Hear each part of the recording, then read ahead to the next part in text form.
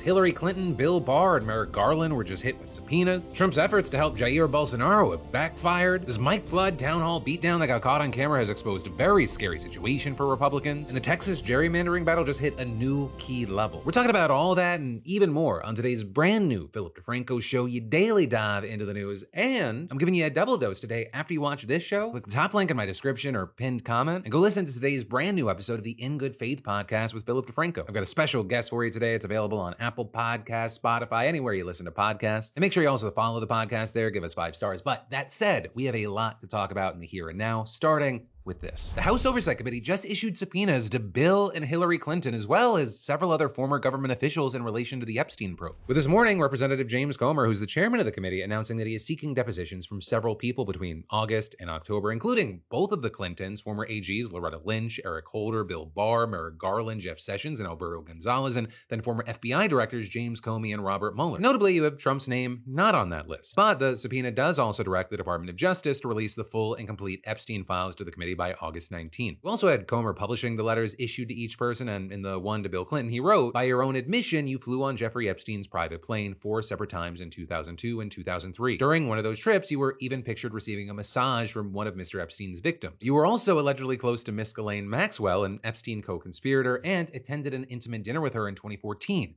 3 years after public reports about her involvement in Mr. Epstein's abuse of minors." But then the letter to Hillary also noting the apparent close relationship that the Clintons had with Epstein, and added, "Ms. Maxwell's nephew worked for your 2008 presidential campaign and was hired by the State Department shortly after you became Secretary of State." You then had the letters addressed to the several attorneys general, mostly focusing on what role the DOJ played in the Epstein-related investigations at the time that they were the head of the department. And in the letter to Bill Barr, who was AG both under George H.W. Bush and during the latter half of Trump's first term, Comer said, "Your second tenure as U.S. Attorney General, beginning in early 2019, coincided with the federal sex trafficking investigation of Jeffrey Epstein, as well as his eventual death while in federal detention. It also coincided with the federal indictment of Miss Ghislaine Maxwell, which stemmed from the Epstein investigation." Now, obviously, it's not clear yet how all of these people are going to respond to the subpoenas, but when it comes to the Clintons, you had people noting they've previously denied any wrongdoing when it comes to Epstein, with a spokesperson issuing a statement back in 2019 saying, "President Clinton knows nothing about the terrible crimes Jeffrey Epstein pleaded guilty to in Florida some years ago, or those with which he has been recently charged in New York." And then further claiming that he only traveled on Epstein's plane in connection with work for the Clinton Foundation, and he had not spoken to Epstein in over a decade. But all of that is, one, you had many people saying, hey, do you know who was president when Bill Barr was the AG, and who had a long-term intimate relationship with Epstein and was also on his plane? The current president of the United States, why is he not included here? But then two, it's going to be interesting to see where this Epstein news goes today, because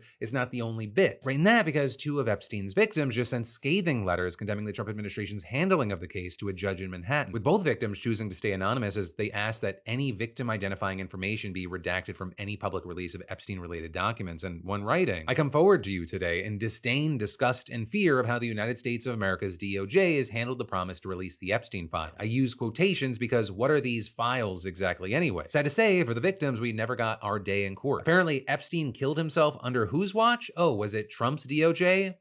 Interesting." And adding, "I am not some pawn in your political warfare. What you have done and continue to do is eating at me day after day as you help to perpetuate this story indefinitely. Why not be completely transparent? Show us all the files with only the necessary redaction. Be done with it and allow me/us to heal. You protect yourself and your powerful and wealthy friends, not enemies, over the victims. Why? The victims know the truth." But then the other letter echoing some of those concerns, questioning the circumstances of Epstein's death, and adding, "I am not sure the highest priority here is the victims, justice for the victims, or combating child exploitation." With that victim then also asking that a third party review the documents before a public release to ensure that no victims' names or likenesses are included, arguing that it is imperative with the scrutiny over this media frenzy that the victims are completely and entirely protected. So as far as where Trump was at with this morning, he was on the roof. But hey, we'll continue to have eyes on this, and in the meantime, I'd really love to know your thoughts and reactions to what we're seeing here. And then next up in the news, Republicans, they were getting slaughtered in town halls earlier this year, and then they went away. And I will say, after what happened yesterday, I don't know if many are going to be coming back. And I say that because last night you had GOP Representative Mike Flood from Nebraska holding a town hall in his state where he answered questions from his constituents. The problem there, though, is that Nebraska's Democratic Party were like, hey, let's let our people know that this is happening. And they posted the details of the event online and added, you know what to do. And so when Flood took that stage, the crowd that stared back at him was not a friendly one. And then as soon as he broached the first topic, the big, beautiful bill, he immediately got heckled. There's been a lot of misinformation out there about the bill. Okay. Okay, let's start here. Let's start here. Please let me tell you why I voted the way I voted, and then we will take your questions, and you will have an opportunity to get answers. Now, of course, with this, you know that this show is about trying to make all the news consumable. But with that, I gotta know that if I was to show you all of the heckling and the booing that he got, I'd have to just play the entire hour-and-a-half town hall for you, because it literally never stopped. Like, I think the bad dreams that he had about how this could have gone were probably smoother than how it actually played out. Right? And then when Flood actually tried to engage the audience in a dialogue, he didn't get the reactions that I guess he thought he might get. If you choose not to work, you do not get free health care. You do not get free health care. Okay. So here's a question. Do you think that people who are 28 years old that can work and refuse to work should get free health care? Flood then trying to appease them a little bit, but it just didn't work. I truly believe this bill protects Medicaid for the future. I believe it. Right, and then when Flood celebrated the BBB's tax cuts, they responded with a chant of their own. Next slide, please. No taxes on overtime. But then getting to a point where the organizers started reading questions that were submitted from constituents, such as, why did you vote for a bill that increases the debt by $3 to $4 trillion? When President Trump passed the 2017 tax cuts, we saw explosive growth in this country. We saw explosive growth. And then the question, why did you cut SNAP, food stamps, and healthcare research? We do not have unlimited money in the United States. Right, and then they let the audience come up to the mic and ask their own questions directly, and that's where things really hit a different level. With 450 million FEMA dollars being reallocated to open Alligator Alcatraz and 600 million taxpayer FEMA dollars being used to now open more concentration camps, and ICE burning through $8.4 million a day to illegally detain people, how much does it cost for fascism? How much do the taxpayers have to pay for a fascist country?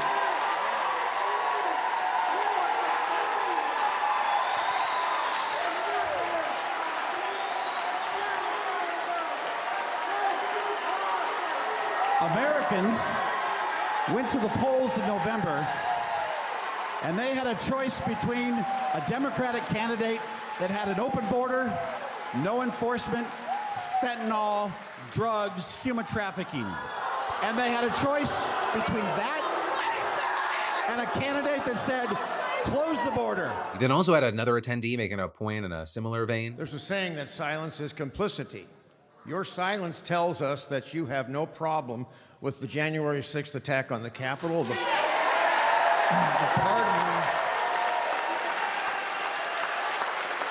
pardoning of all those involved, the big lie about the 2020 election with absolutely no evidence. These are all markers. These are markers of fascism. I have read a dozen or so books on authoritarianism and fascism. You said in Seward that you were not a fascist. Your complicity says otherwise. What is wrong with you? What is wrong with you? Sir, I want to be very clear with you. Fascists don't hold town halls with open question and answer series. And what happened on January 6, 2021 was not right, and I'm on the record saying so. But whether you think that he's a fascist or a fascist enabler or not, he was then also accused of being a capitalist shill. Why does it seem like when you make your voting decisions, they're based on capital rather than the working class?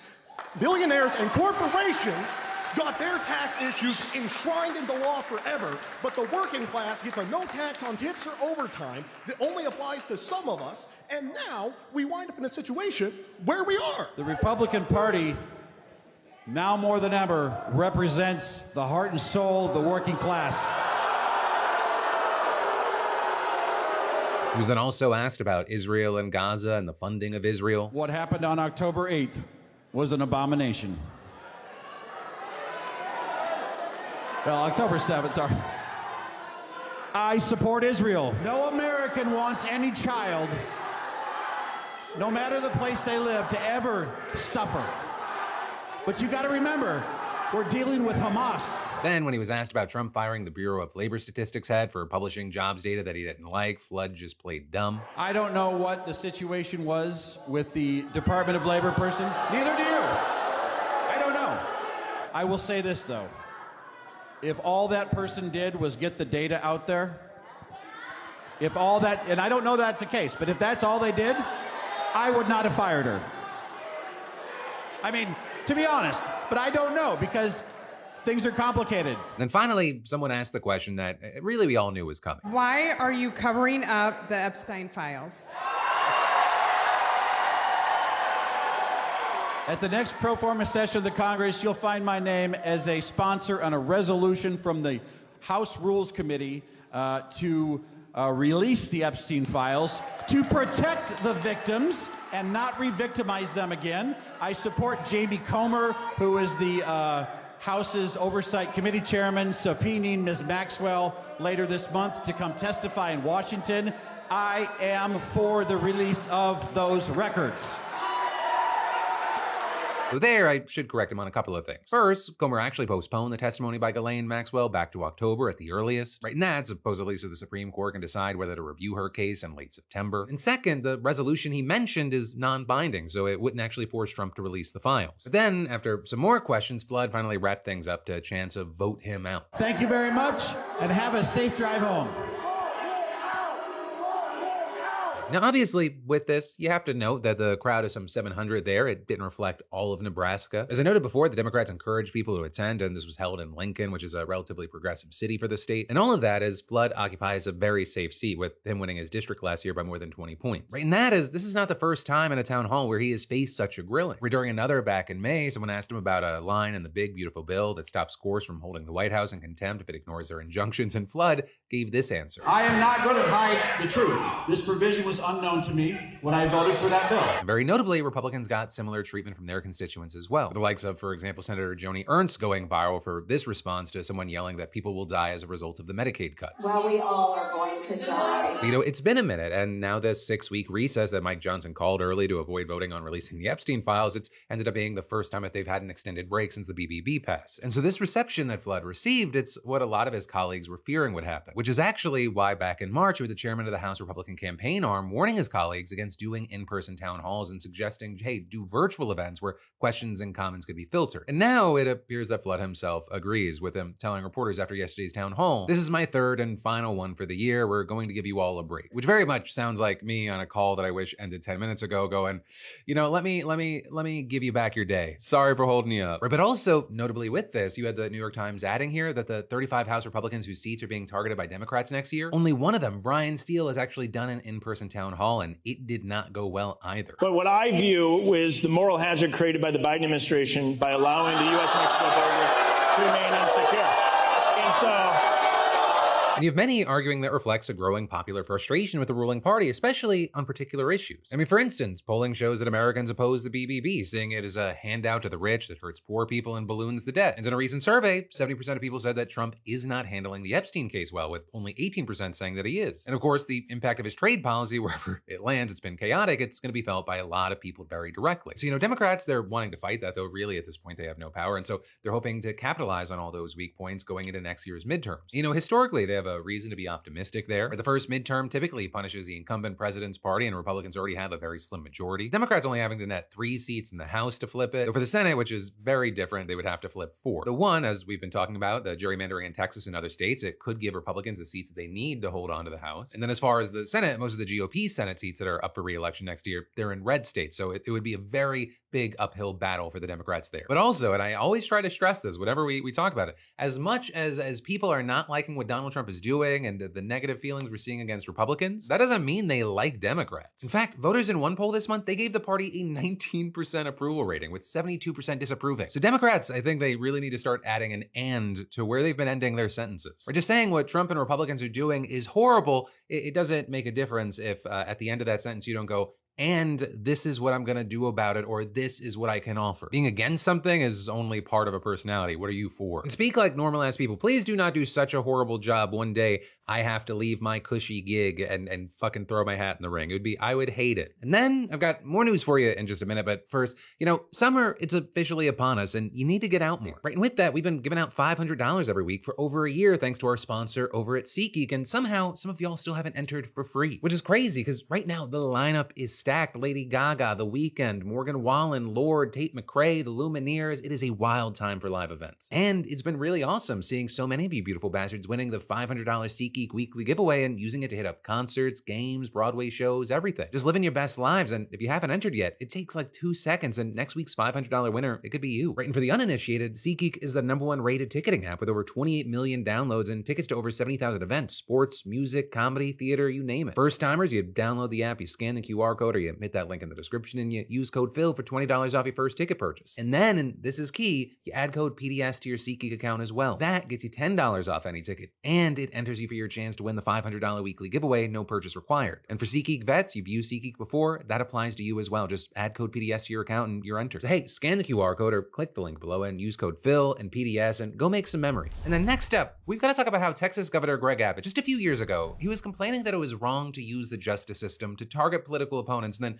shortly after the show went out yesterday, he did just that. Because to give you a quick recap, Texas Republicans want to hold a session to vote on a variety of things, including redistricting the state at Trump's command. A move that many have described as Trump trying to steal the election. And state Democrats, they definitely don't have the votes to stop this blatant attempt to gerrymander. So instead, they, I believe the technical term is skedaddled out of the state. So the state legislature, they couldn't hold a quorum. And Abbott was not a fan, and he threatened to arrest them if they didn't return by the afternoon, which they did not. So Abbott, he followed through and said in a statement, Texas House Democrats abandoned their duty and are holding flood relief and property tax cuts hostage. They ordered Texas DPS to arrest and return every derelict House Democrat to the Texas Capitol. This order will remain in effect until all missing Democrats are accounted for. That then followed by this announcement saying, I directed the Texas Rangers to investigate fleeing House Democrats for potential violations of Texas law. Any Democrat who solicited or accepted funds to break quorum may have violated bribery laws. Texas Rangers must quickly send any findings to the appropriate prosecutors. With then the Texas House Speaker signing civil arrest warrants for the absent Democrats. Right, and with all that, you'll notice that there's some PR work going on in those statements. Right, Abbott, he never mentions that the Democrats left to protest and stopped redistricting efforts that would egregiously gerrymander the state, instead claiming that they're holding flood relief and property tax cuts hostage. Like any good political spin, there is a grain of truth to that, because the entire reason the Texas lawmakers were even supposed to be meeting for this special session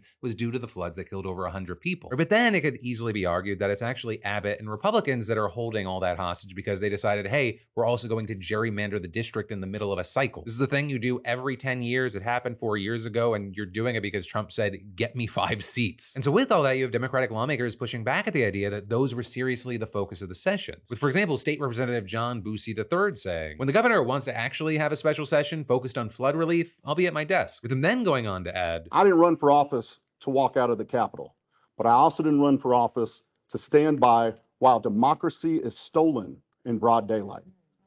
Texas Democrats broke quorum because sometimes the only way to uphold your oath is to refuse to play along with the rigged game. Right, and then he went on to criticize that the special session was supposed to be about saving lives before getting hijacked by the redistricting bill. But instead of holding hearings on flood prevention, Greg Abbott and Donald Trump held 8 hearings on redistricting, not for fairness, not for representation, but to manufacture 5 more Republican seats in Congress to enable Trump to cling on to power. But notably, with that, you had Abbott putting spin on that as well in a post this morning and claiming Texas Democrats abandoned their duties and fled to blue states with gross gerrymandering that has distorted our country's politics. That must change. In Texas, we'll make sure voters can elect the candidate of their choice. Then Trump making similar claims this morning, saying, we have an opportunity in Texas to pick up 5 seats. We have a really good governor, and we have good people in Texas.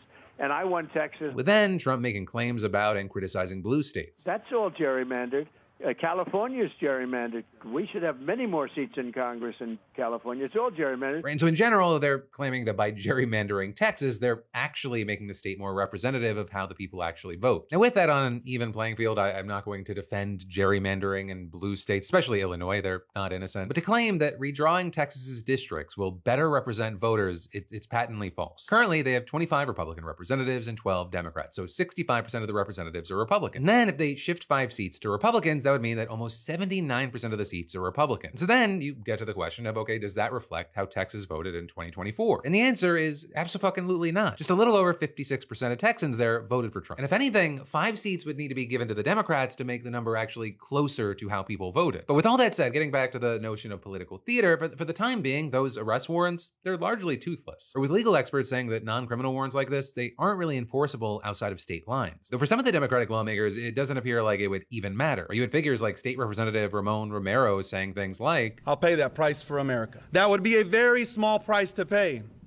for what we would save for these Americans that have fought so hard and against the maps that aim directly at black and brown voices. But then with that, let's say they never go back. They keep things at a standstill. What then? Well, with that, you have Abbott threatening to remove them from office in what will undoubtedly be a long and messy legal process. Because technically, there are laws on Texas's books that allow lawmakers to be arrested if they don't show up without an excuse. But at the same time, the all-Republican Texas Supreme Court ruled back in 2021 that participating in a quorum break was explicitly allowed. And then, this idea that Abbott might still seriously try to remove the lawmakers from office, it's gotten him a lot of criticism, including from people like California Governor Gavin Newsom, who wrote, "The governor of Texas is threatening to remove democratically elected officials from office because they have refused to rig an election for Donald Trump, United States of America, 2025. And then, of course, because we're talking about Newsom, I then also have to mention that he threatened again to gerrymander the fuck out of California if Texas does this. And while obviously gerrymandering is bad and lame,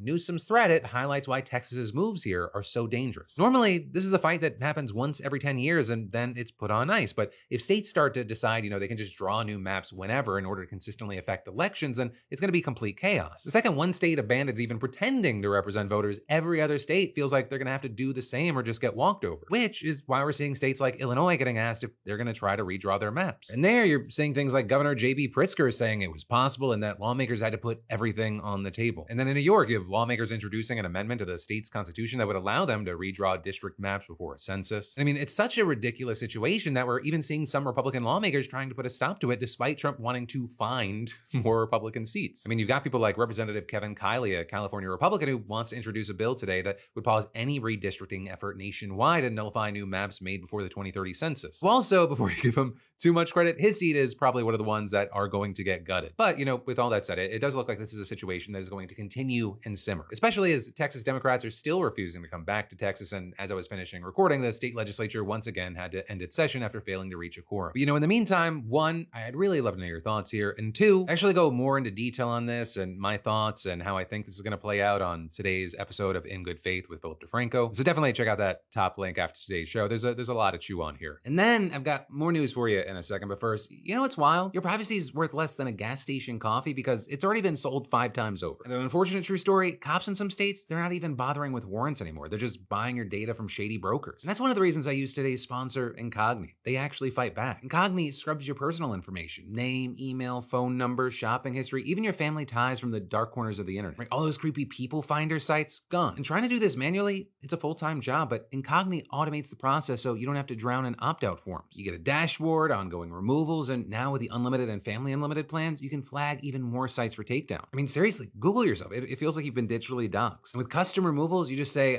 no thanks to specific sites, and Incogni handles the war. And the results are real. I've seen my info vanish from dozens of sites in weeks. And in a world where privacy laws lag, Incogni is taking the lead and letting you opt out of being a product. So just scan that QR code or head to incogni.com/DeFranco and use code DeFranco to get 60% off. It's incogni.com/DeFranco, code DeFranco to take your personal data off the market. And then next up today, we've got to talk about how Donald Trump's efforts to help Jair Bolsonaro, they've backfired. Because Brazil's ex-president is now under house arrest for violating a court order that was actually put into place for seeking out Trump's help in the first place. And that is, he's already awaiting trial for allegedly plotting to take over the country after he lost the election, which I will say that's actually a good place to start. Because Trump, he seems to see something of himself in Bolsonaro, which when you look at it, it makes sense for a number of reasons, including Bolsonaro, he refused to concede defeat and basically claimed that the only way that he could have actually lost the election was election fraud. And then just a few months later, on January 8th, thousands of his supporters ransacked the country's presidential palace, the Supreme Court building, and a House of Congress. But that is where the similarities end. Because later that year, Brazil's top electoral court ruled that Bolsonaro abused his power and cast unfounded doubts on the country's electronic voting system. system. They banned him from running for office until 2030. And last year, the country's federal police formally accused Bolsonaro of attempting a coup, with the country's top prosecutor later revealing additional allegations that Bolsonaro actually plotted to poison his successor and shoot dead the Supreme Court justice that was investigating it. And that's the same justice who ordered his house arrest this week, the same one that publicly clashed with Elon Musk over his refusal to block certain accounts on X, and the same one that Trump Media and Technology Group, which is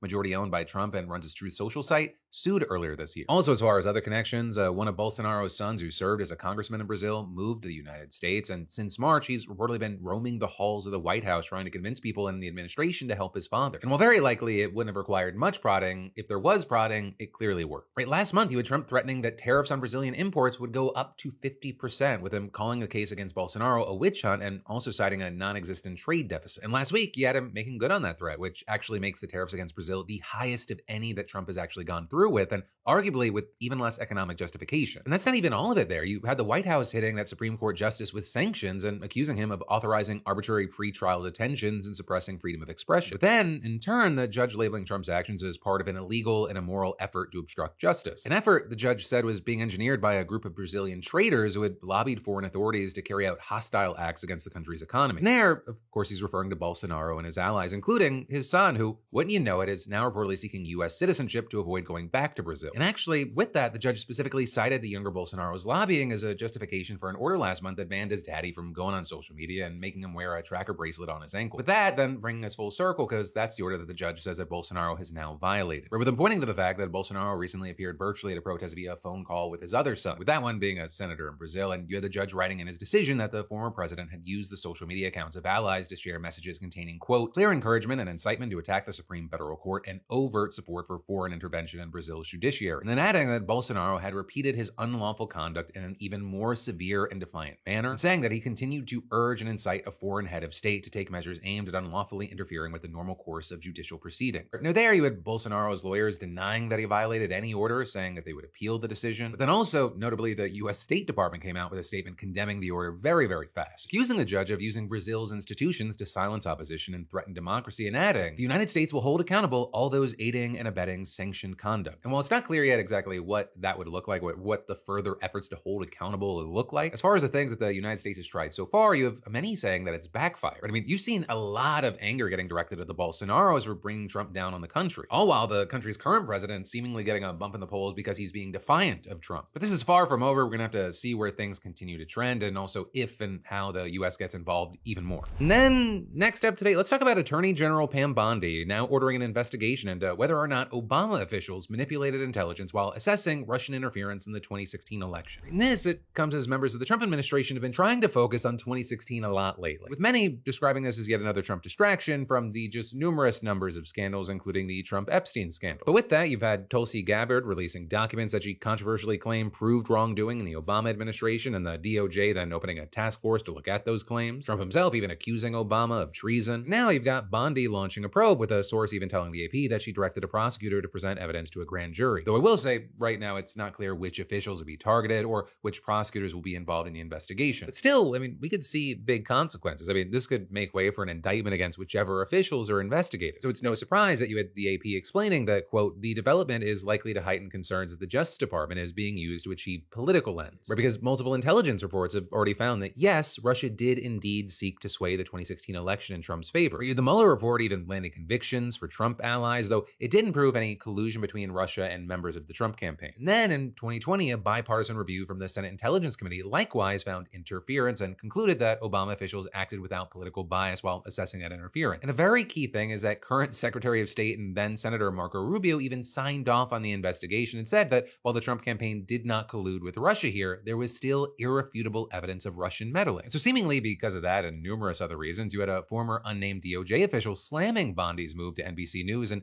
calling it a political stunt and arguing that there is no logical, rational basis for this. So obviously, none of those arguments have stopped Trump and his camp from repeatedly claiming that officials were seeking to undermine his first term by focusing on Russian interference. And so you had Trump applauding the news on Truth Social, writing the truth always wins out, this is great news. And then, while on CNBC, he claimed that he was not part of this decision, though he did continue to cheer it on. Pam is doing a great job. I have nothing to do with it. I will tell you this.